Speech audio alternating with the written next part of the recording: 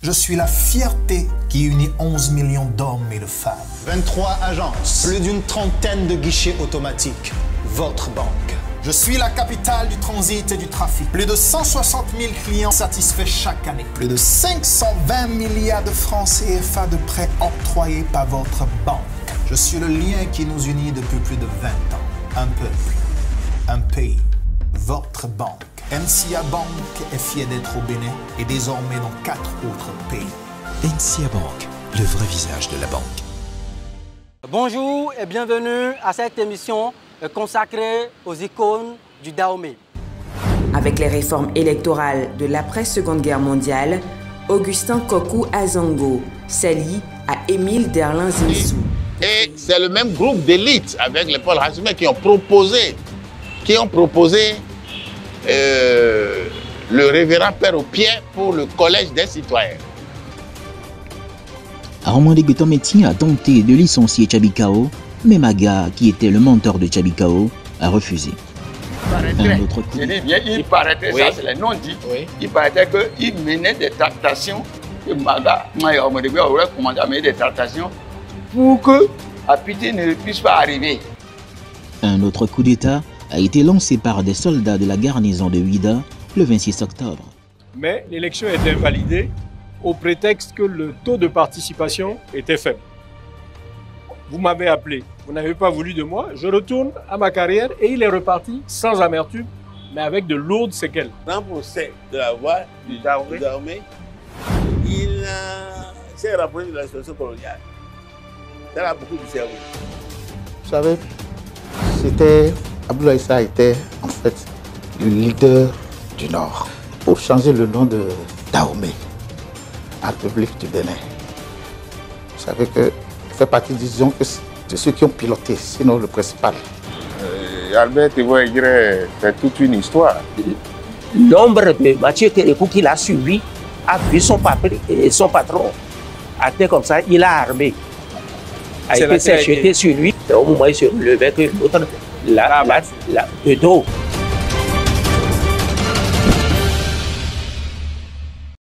Ce que vous dites semble ne pas être tout à fait juste parce que quand on regarde un peu la composition des FCBE et quand on regarde un peu pendant 10 ans comment le président Boni Yayi a géré le pays, non seulement il y avait FCBE, mais il y avait une multitude de partis satellites qui entouraient les FCBE. Tous ces partis et tous ces partisans étaient et soutenaient l'action, étaient proches du chef de l'État et soutenaient Boni Yayi à l'époque. Donc nous sommes pratiquement dans la même configuration politique, mais c'est uniquement parce que les choses ont changé. S'il vous plaît, parce qu'en son temps, il y a des partis politiques qui ne soutenaient pas l'action du chef de l'État, qui existaient, qui étaient créés, et personne n'empêchait leur existence. C'est toujours la même chose aujourd'hui? Non, aujourd'hui, oui. Parce que nous ne sommes pas allés aux élections, qu'ils vous souviennent. Toutes les forces politiques de l'opposition n'étaient pas allées aux élections, qu'ils vous souviennent. Cela n'est jamais arrivé dans notre pays. N'est jamais arrivé dans notre pays. Mais c'est seulement lorsqu'on est arrivé à décapiter FCBE et qu'on n'a pas de concurrents sur le terrain qu'on a organisé, qu'on est allé pour les communales. Et aujourd'hui, la mouvance à elle seule a 60 maires. Mais on est où? En Corée du Sud? Lors de la dernière élection communale, combien de maires, sous Boni Yayi, combien de maires avaient les FCBE? Je crois que c'était... Ils avaient également beaucoup de maires quand même. Et sur les 500... Laissez-moi vous rafraîchir la mémoire. Oui. Sur les 500 élus communaux, les FCBE avaient 400 élus communaux. Élus communaux, ça veut dire quoi? Les conseillers, environ 400. Fouillez les chiffres. On a plus de... Au-delà de 1000. Hein, les élus communaux sont plus de 1000. Au-delà de 1000. Je voudrais dire, s'il vous plaît, en 2015... En 2015, le président Yayi Boni était au pouvoir. FCB avait 33 députés. FCB n'avait pas la majorité, qu'ils vous souviennent. Vous estimez que le jeu était ouvert? Le jeu était ouvert. Et les Béninois avaient à choisir leurs représentants à l'Assemblée nationale. FCB avait que 33 députés. Mais personne n'était mort. Le jeu démocratique a continué. Toutes les forces politiques ont envoyé leurs représentants à l'Assemblée nationale. Donc c'est ce que nous estimons pour notre pays. En ce moment, ce n'est pas seulement le chef de l'État qui a la main mise sur la nation, qui dicte aux institutions ce qu'il veut. Imaginez, toutes les institutions dépendent de l'Assemblée nationale, que ce soit la Cour constitutionnelle, que ce soit la Cour suprême, que ce soit la HAC. L'Assemblée nationale désigne ses représentants au niveau de ces institutions. Comment vous imaginez aujourd'hui le COSLEPI est en correction?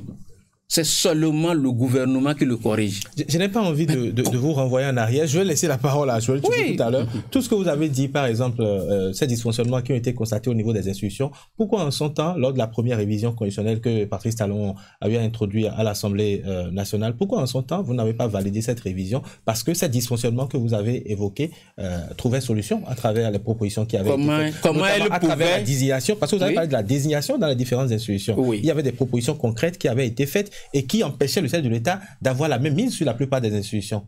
Non, mais écoutez, pourquoi vous n'avez pas voté en 2018? Nous avons refusé de voter parce que sa proposition parlait d'un mandat unique pour 6 ans ou 7 ans. Et à l'époque, vous étiez contre le mandat unique? Nous étions contre le mandat unique. S'il vous plaît, oui, je le suis. Donc vous souhaitez entièrement. Donc vous voulez qu'il, par exemple, qu'il peut se présenter à nouveau selon vous? Mais il peut. Il peut. Pour preuve, il est en voie. Il peut. Mais ce que nous demandons, c'est que le jeu soit ouvert. Si tant est que les Béninois sont d'accord avec lui, qu'ils l'élisent. Non, ne me coupez pas. Ce que nous demandons, c'est que le jeu soit ouvert. Qu'il ne nomme pas. Qu'il ne se fasse pas nommer. Parce que lorsque lui seul, il a 60 maires, lorsque lui seul, il a les 83 ou 82 députés, et qu'on parle du parrainage des maires et des députés. Oui, des députés. Alors, ça veut dire quoi? Ça veut dire que lui seul, il a gagné les élections à l'avance. Qu'il ouvre le jeu. Que le président de la République ouvre le jeu, si tant est que... Sur ce plan, j'espère que Joël va vous reprendre. Il a été clairement dit que les partis politiques peuvent aller négocier les parrainages des députés et des maires. Donc vous êtes libre aujourd'hui de négocier. Vous avez des anciens camarades à vous. Vous avez des anciens camarades.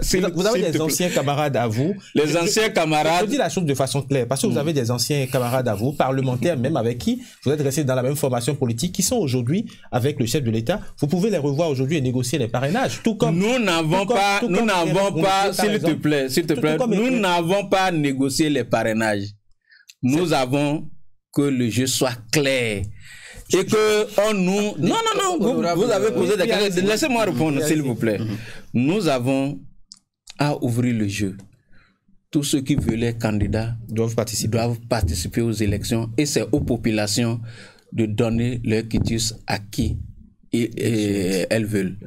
Donc, on ne peut pas sur une base de tricherie empêcher les candidats de s'exprimer. Donc nous, si tant est que le chef de l'État a estimé que ces réformes marchent pour le pays et que les populations sont contentes de sa gouvernance, il n'a aucune peur. Il doit ouvrir le jeu et tout le monde doit pouvoir aller aux élections. Honorable, je vous pose une seule question avant qu'on revienne sur le parti Les Démocrates. Est-ce que vous êtes prêt aujourd'hui à rejeter le parrainage de ces députés à l'Assemblée, de ces maires que vous contestez? Si on entend le chef de l'État, voilà, et puis les autres partis autonomes, l'UP, le BR, aujourd'hui, qui sont en capacité de parrainer, si ces partis-là décident de vous soutenir dans l'opposition, est-ce que vous allez rejeter? Je n'envisage pas le parrainage comme une condition pour aller aux élections. Je n'envisage pas le parrainage comme une condition pour aller aux élections. Par conséquent, je ne trouve pas de réponse à votre question. Moi, j'ai une autre. Donc, voilà, je voudrais dire que après les communales, les deux listes ont été en ballotage dans plusieurs communes. On a fini les élections. Il fallait élire les maires. Les listes du président de la République se trouvent en ballotage, en difficulté dans plusieurs localités. Et FCBE été sollicité à plusieurs endroits pour départager les deux.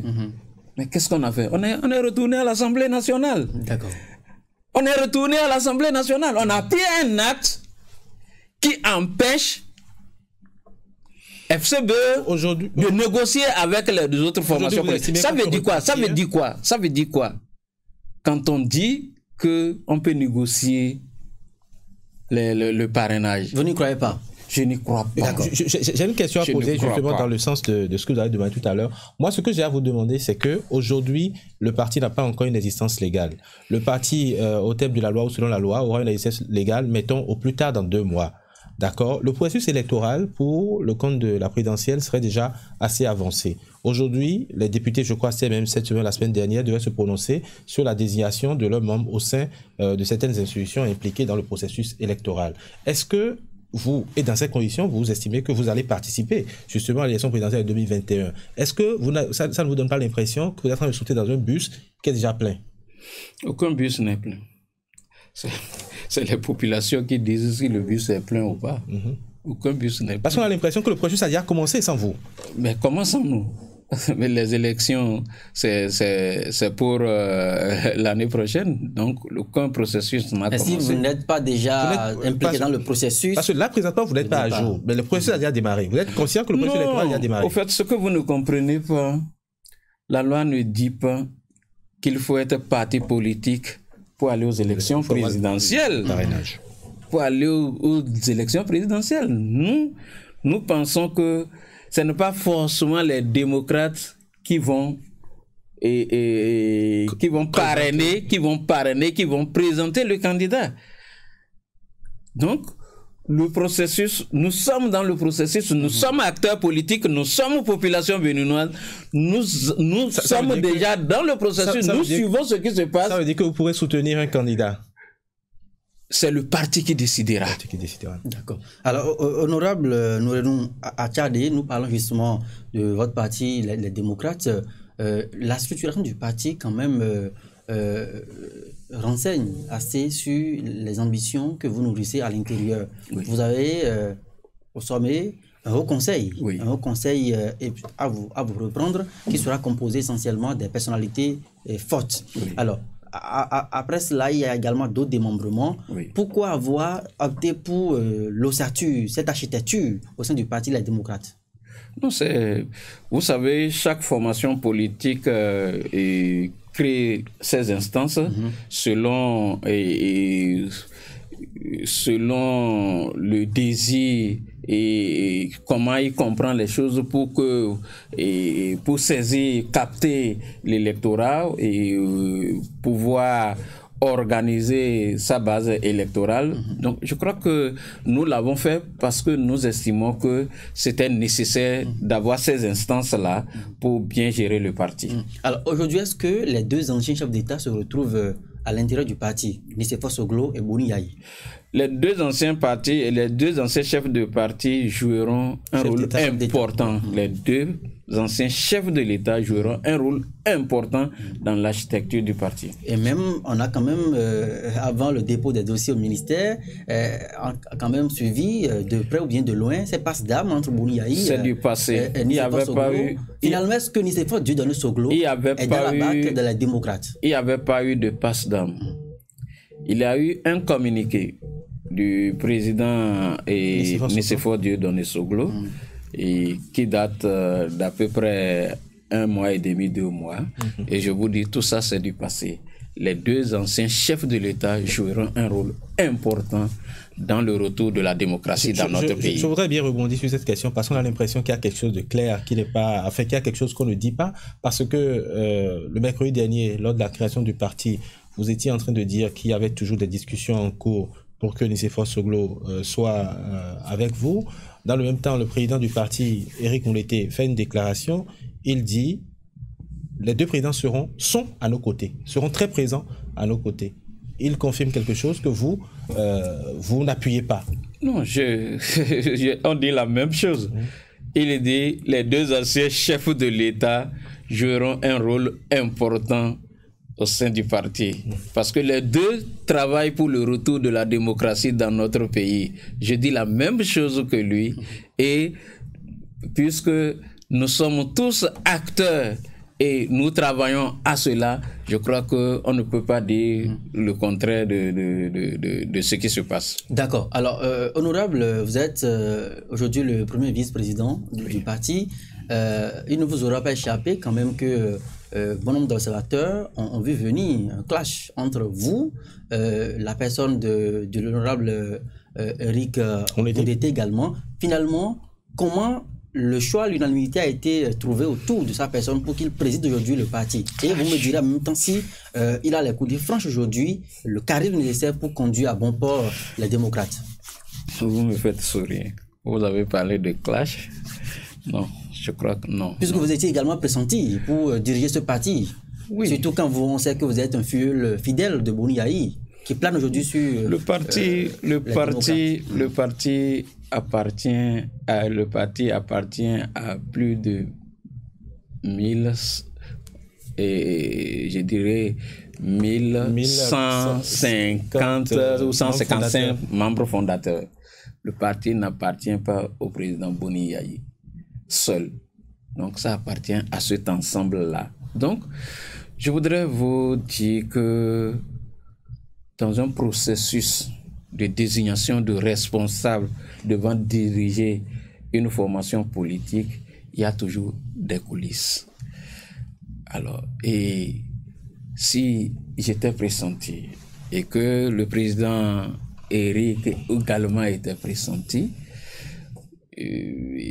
il n'y avait pas eu de clash comme vous le dites, et nous sommes entendus, ça n'a même pas fait 48 heures, nous nous sommes entendus sur la personne du président Eric, parce que nous avons estimé que le président Eric peut conduire le parti à bon port, parce que nous avons estimé que le président Eric est à la 7e législature un élu de l'Union fait la nation, qui a intégré l'Union fait la nation, je disais, qui a intégré le bloc de la majorité présidentielle auquel le président Eric Ondete a refusé d'adhérer. Parce qu'il estimait déjà que ce jeu-là n'est pas clair, parce qu'il estimait, il savait déjà que, il avait anticipé pour dire que ce bloc-là était antidémocratique. Donc, le président Eric, dès lors qu'il a fait ce combat jusqu'à aujourd'hui, il a été, je vous rappelle, le porte-parole de la résistance. Donc, quand quelqu'un fait ce combat avec nous ensemble jusqu'à ce niveau, une personnalité de son envergure, qui pouvait aller se cacher sous l'ombre de la rupture et se barrer comme les autres, et qui s'est refusé de le faire, je crois qu'il mérite entièrement de diriger. Alors, est-ce que son choix, c'est vrai que vous allez peut-être nous dire oui, est-ce que son choix a vraiment été accepté au sein du parti politique? Quand on regarde un peu l'entourage de Boni Yayi, l'ancien président est entouré de fidèles de première heure. Est-ce que ce choix a été facilement accepté? Et est-ce que demain ça va pas créer des frustrations? Parce que nous parlons quand même de Eric Ondete, qui a été opposant à Boni Yayi pendant 10 ans, qui était le député le plus virulent contre le régime de Boni Yayi, et qui finalement, c'est vrai, en 2016... Je ne veux pas vous dire ce qui s'est passé. On parle également d'un, c'est pas moi qui l'ai dit, d'un rescapé de Force Clé, et il est au sein des démocrates, avec beaucoup d'autres membres de Force Clé. Est-ce que c'est un choix stratégique pour percer? Je ne veux pas vous dire ce qui s'est passé, mais c'est tout ce que vous avez dit, adversaire Yayi, Boni, ceci, c'est du passé. L'essentiel aujourd'hui, c'est le retour de la démocratie. C'est plus fort que tout ce qui, par le passé, a divisé les acteurs politiques. Alors, ce qui vous unit aujourd'hui est plus fort que ce qui vous divise, voulez-vous dire. Alors, honorable, nous, à Tchadé, c'est vrai que les perspectives politiques sont déjà connues. Vous avez dit sur ce plateau que vous serez, bien entendu, dans la course des présidentielles l'année prochaine. J'ai bien envie de vous demander quelles seront vos relations avec les autres partis aujourd'hui qui sont sur l'échiquier politique du Bénin, notamment votre ancien parti, la FCBE, puisque vous avez le même statut parti d'opposition? Nous aurons, avec toutes les forces politiques de l'opposition qui désirent faire le combat du retour de la démocratie, nous aurons de très bonnes relations. Et vous voyez dans ce combat quel autre parti, à part les démocrates, qui vont voir le jour très prochainement? Vous pensez au PRD par exemple? Je ne peux pas le dire, je ne peux pas citer les partis politiques. Je dis les partis politiques qui s'engageront à lutter contre la tyrannie, à lutter contre la dictature, à lutter contre l'exclusion. Nous allons travailler amplement, entièrement avec ces formations politiques. Nous ne pouvons pas les identifier à partir d'ici. Pourquoi est-ce que Kani Dansanaï n'est pas avec vous? J'ai dit tout à l'heure que nous avons discuté avec les camarades de l'opposition. Je ne peux pas répondre à la place de Kani Dansanaï pour dire pourquoi il n'est pas avec nous. Nous avons discuté avec... Ça fait quand même un moment qu'on voit qu'il prend cette distance de plus en plus de vos organisations, de vos réunions politiques, de vos manifestations. Non, nous ne sommes pas de la même formation politique. Alors, son parti politique aujourd'hui a une existence légale. Alors, malheureusement, nous sommes à la fin de cette émission. Nous avons déjà fait plus de 40 minutes. Le temps est parti à cette émission de 30 minutes. Nous sommes pratiquement à la fin de cette émission, mais nous avons parlé de tout, sauf de quelque chose, sauf de l'idéologie de votre parti. Vous avez dit c'est le retour à la démocratie. Quelle est l'idéologie aujourd'hui du parti Les Démocrates? Parce que beaucoup se disent les démocrates, il n'y a pas de projet de société derrière, il n'y a rien d'autre derrière à part afficher tout le temps. Nous avons un projet de société qui est différent de ce qui est conduit dans le PAG aujourd'hui, parce que pour beaucoup, le PAG est en train de réussir, et vous-même, vous l'avez souligné, on a dit au début de cette émission, avec les fruits qui sont en train d'être présentés par le chef de l'État. Je n'ai jamais dit que le PAG est en train de réussir, ne me le faites pas dire. Alors, pour nous sommes dans la social-démocratie, et nous entendons gouverner autrement, aller à la conquête du pouvoir et diriger le pays autrement. Et je pense que le PAG, ce n'est pas les routes. Ce n'est pas les routes. Et dit qu'on est en train de réussir, on est en train de faire ceci, mais les routes, tous les gouvernements ont fait les routes. Si vous prenez Cotonou-Boycon, ça fait déjà 2 fois l'asphaltage qui se fait à Cotonou. Donc, tous les gouvernements ont fait de routes. Et je salue chacun d'eux par rapport à ce qu'il a fait. Parce que quand vous prenez le Bénin de 60 au Bénin d'aujourd'hui, il a eu des avancées. Des avancées. Oui. Alors très bien. Honorable Nourenou Acha, nous sommes pratiquement au terme de cette émission. Vous avez la conclusion et dans votre conclusion, je souhaiterais que vous nous dites en même temps que devient la résistance. Merci beaucoup. Et la résistance, même nous et les démocrates, nous sommes la résistance. La résistance, c'est un mot. On résiste à quoi? À la manière de gouverner du président Patrice Talon, aux différents modes de fonctionnement du président Talon. Nous résistons à la dictature, à la malgouvernance, aux assassinats politiques. Il y a eu des assassinats politiques? Oui, oui. Le 1er et le 2 mai. Oui, le 1er et le 2 mai, justement. Oui. Je l'ai dit tantôt, il y a par exemple eu cette émission où le chef de l'État a reconnu publiquement sa responsabilité dans ce qui s'est passé, parce que c'est les forces républicaines qui ont tiré, mais il a dit également... S'il a reconnu, il faut qu'on en parle, c'est sous son régime. Il a dit également... Quelqu'un a donné l'ordre de tirer. Les forces de l'ordre ne tirent pas. Honorable Nourenou Acha, il a dit également qu'il a regretté l'implication du président Boni Yayi, parce qu'il a dit clairement et ouvertement que c'est à cause de lui. Est-ce qu'il a prouvé? Que c'est à cause de lui. Est-ce qu'il a prouvé l'implication du président Boni Yayi? Laisse-moi finir de poser la question, que c'est à cause de lui que tout cela s'est passé. Le chef d'État a reconnu sa responsabilité. Est-ce qu'à son niveau, vous êtes très proche du président Boni Yayi, est-ce qu'il en a parlé une seule fois et est-ce qu'il a des regrets par rapport à ce qui s'est passé? On a des regrets que si on est responsable de ce qui s'est passé. Le président Boni Yayi était à son domicile et a été entouré par les forces de l'ordre. C'est lui qui a appelé les forces de l'ordre pour aller l'entourer, pour aller encercler sa maison. Est-ce que c'est Boni Yayi qui a appelé les forces de l'ordre pour encercler sa maison? On est responsable, on regrette que ce dont on est responsable. Et lorsqu'on entoure la maison d'un chef de l'État et que les populations viennent, est-ce qu'on on a le devoir de tirer sur ces populations? Vous avez entendu dans ce discours, dans cette annonce ou dans cette interview du chef de l'État, il a parlé de militants armés de l'autre côté. Armés en quoi? Selon les informations officielles. En quoi? Ils avaient quoi? Quelle arme? Et que des corps ont été cachés. S'il vous plaît, ils avaient quelle arme? Non, ce n'est pas, il ne suffit pas d'affirmer pour que ça soit juste. Qu'on montre, on a même dit que des personnes, la dame qui a été assassinée, on a trouvé la drogue dans son corps. D'accord. Ça, c'est la première fois que nous entendons ça. On va de conclure cette émission.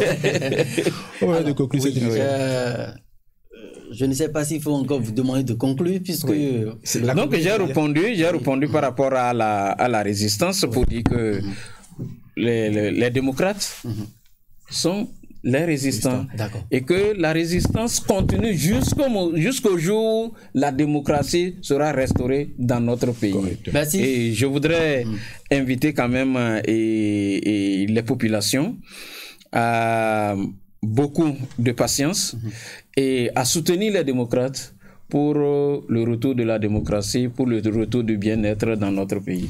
Merci à vous, honorable Nourenou Achadé, d'être passé sur notre plateau. Je rappelle que vous êtes le premier vice-président du parti Les Démocrates, un parti sur le traitement, bien sûr, de l'opposition au régime de la rupture, un parti qui attend toujours la réception de son récépissé, devant donc consacrer l'existence légale de cette formation politique. Ce fut un plaisir de vous avoir servi, chers amis internautes. N'oubliez pas, cliquez toujours sur l'onglet en bas donc de nos émissions pour pouvoir toujours nous recevoir où que vous êtes. C'est la fin de cette émission. On se retrouve dimanche prochain.